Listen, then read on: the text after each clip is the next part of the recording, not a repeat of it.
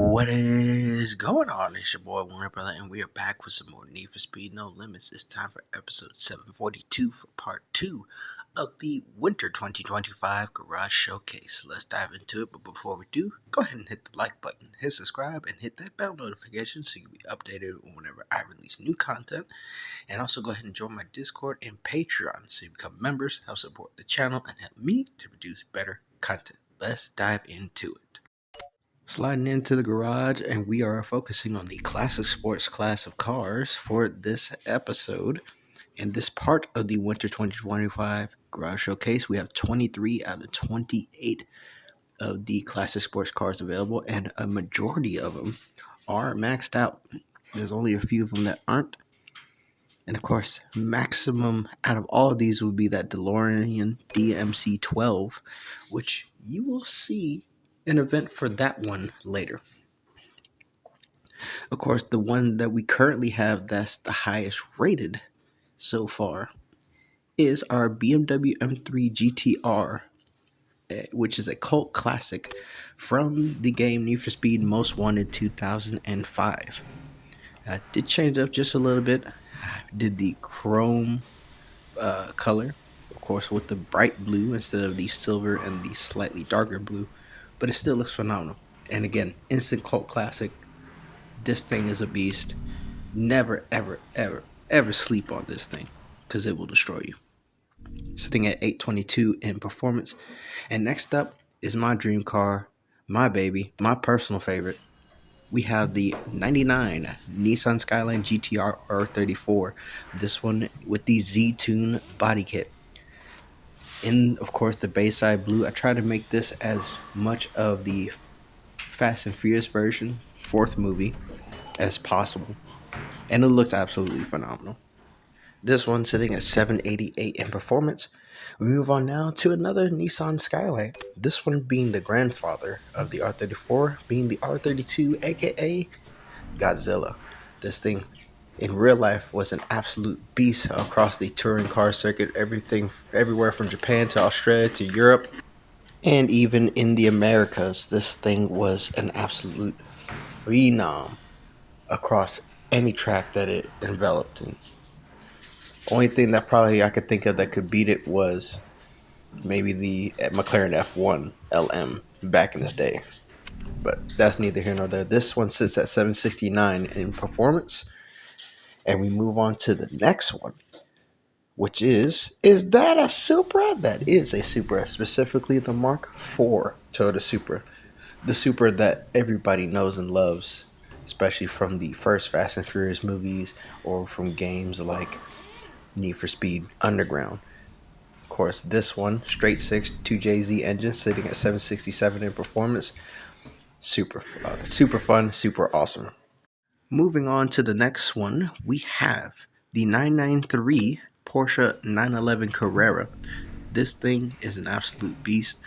And I mentioned before that this was the cover car to Need for Speed 2015. This is not. This is the more like 80s version, whereas the cover car is more 70s version. But in either case, neither one should be slept on. Both of them are phenomenal machines, the 70s and the 80s version, and even beyond. This one's sitting at 761. Maxed out.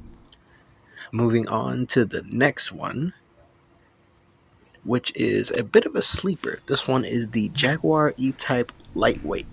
And this may be small, this may be kind of unassuming, but at the end of the day, this thing will hurt your feelings if you are not careful. This thing is just a bullet of a machine right here. This one's sitting at 756, has speed capable of 200 plus miles an hour. Do not underestimate this one. On to the next one. We have another classic, the 1991 Honda NSX. In real life, this car was built to handle the European supercars such as the Lamborghini Diablo with half the cylinders and a tenth of the price. When this first came out, this cost $25,000. Yes, that's right. And it has, of course, VTEC. So, again, something that should not be slept on. This one also sitting at 756 in performance. Phenomenal stuff. Continuing on to the next one, we have the first non-maxed out classic sports car in the Ferrari F355 Berlinetta. And this thing looks very amazing, sounds very amazing, drives quite amazing. In real life, again, another car that should not be slept on. And because it's not maxed out, it still has quite a bit of potential left to unlock, sitting at 722 in performance. To the next one, we have a bit of a legend, the 6th generation Mitsubishi Lancer Evo. In real life, this was a rally monster that dominated rally stages all throughout the globe. In the game, I turned this into an absolute street beast with a beautiful wide body kit and massive rear wing. This thing is absolutely phenomenal, and this hurt a lot of people's feelings, sitting at 715 maxed out in performance. Don't sleep on this one either. Up next, we have the Nissan Silvia Spec R. This is the S15 Silvia, one of the Silvias that we did not get in the United States, which is totally fine. You can import them now because they are legal to import. However, we didn't get them at the time. But this one is absolutely phenomenal. Has the Rocket Bunny wide body kit and, of course, massive rear wing, because that's just how it rolls. This one sits at 704 in performance, and also another car that should not be slept on. On to the next, we have a beautiful Lamborghini Countach LP5000 Quattro Valvole, which means 4-valve, basically, in Italian. And this thing, not fully maxed out, and has quite a bit more potential to unlock, and this thing is a beast. Do not sleep on this whip. And it looks absolutely phenomenal in this International Women's Day 2025 wrap. I think this is probably one of the best looking cars with this wrap on it. Looks phenomenal, sitting at $699 in performance. On to the next, we have the beautiful and quite vicious Mazda RX-7 FD, basically third generation RX-7, or as some people call it, the Japanese C5 Corvette, because they share very similar body styles. Of course, with a rotary engine, and I believe the only car in this game besides the Mazda Furai with the rotary engine, sitting at 684 in performance, and Rocket Bunny wide body kit as well. Super solid. To the next one, we have another Rocket Bunny wide body car. This one, the Nissan 180SX Type X in Japan. This was the S13 Silvia from the early 90s. And of course, with said Rocket Bunny wide body kit, also sponsored by Speed Hunters. And you can also get this car in one of the bounty events. I believe is the Fast Lane bounty event. And you can get this car sitting at 679 in performance. Super solid. On to the next one, we have another European classic. This one's the Lamborghini Miura P400 SV. This is the Lamborghini that put Lamborghini on the map as far as a supercar builder. And apparently, according to the Lamborghini documentary, this was actually designed after a woman that he met at some sort of party. I don't know. That's just what the movie showed. But this is rated at 666 in performance. To the next one, we have another one of the first cars that you'll receive, the 1999 M3 Coupe. This is the E36 M3. And again, one of the first cars that you will receive behind the Fiesta ST, the Unicorn, the BRZ, cars like those. This one's phenomenal. This one maxes out at 657 in performance. And of course, another car that should not be slept on. Moving on to the next one, we have one of the coolest cars in my garage. We have A$AP Rocky's Mercedes-Benz 190E.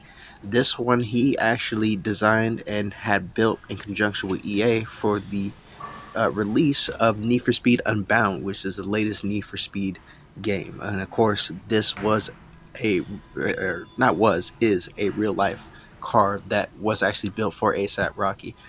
And personally, I think this is absolutely phenomenal. Of course, you have the half and half with the white on the one side, the black on the other, the gold accents. Of course, if not now, then when on one side, which is one of his albums. And if you want to know what A$AP stands for, it means always strive and prosper. This thing is super sick. And basically proves that ASAP Rocky has taste. By the way, fun fact: the 190E Mercedes, the mirrors are actually sized different because they know that on the right hand side you won't be able to see as well. So they made the passenger side mirror bigger than the left side, as you just seen. This one sits at 656 in performance. To the next one, we have another one of my personal favorites, the 1971 Nissan Skyline 2000 GTR. This is the Skyline that started it all, aka the Hakosuka or Hakosuka. This is, well, in this trim, anything but subtle and a sleeper. But if you want a good, solid, old school sleeper car, get you a Hakosuka. You could toss in anything. You can even toss in the RB26 and just sleep motherfuckers on them. On to the next one, we have the first generation Mitsubishi Eclipse GSX from the early to mid 90s. And also another car that should not be slept on in the slightest, because you could toss in any sort of bolt-ons to these things and it will absolutely rip. Only thing I don't like about this one is that in-game, and there's other cars like this in-game as well, where it doesn't come with body kits. It doesn't come with any other visual upgrades. You can't change the wings, body kits, things of that nature. That one sits at 626 in performance. Another very nice car is the Honda S2000 from the early to mid 90s or early to mid 2000s. And if I'm not mistaken, I believe this is the only car in the game that is a convertible.